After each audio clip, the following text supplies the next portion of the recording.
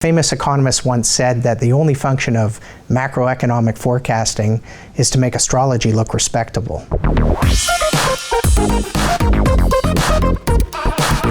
So Tim, while the value approach to investing has decreased since 2009, the company that you work for has actually think that this is going to change. So what's your take on this? Well, we think the value style of investing in the United States will really rise to the forefront and do quite well over the next 5 years. The past 5 or 6 years have really been a situation where we've had lower interest rates, we've had a stagnant economy, and therefore people tend to get into growthier names more and try to take more of a chance on the future. When we see interest rates normalize, tend to go up a bit, a much stronger economy in the US, we feel that value stocks will outperform quite handily against growth stocks in the upcoming 5 years. So following on from what you've said, how is this reflected in investors' portfolios? How are they reacting to the current market moves?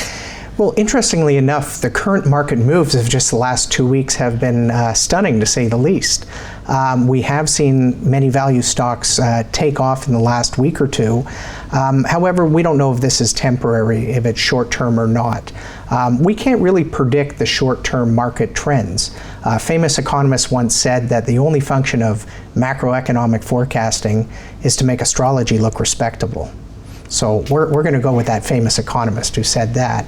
But we do see that the fact that with this market turmoil, rates beginning to rise, a stronger US economy, people are gravitating more towards value stocks. That's only the last 5 or 6 days, but we'll see if the trend continues.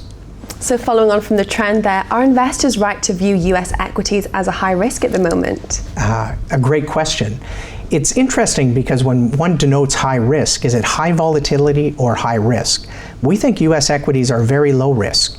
Are they high volatility, meaning will the value of your investment go up and down with market sentiment on a daily basis?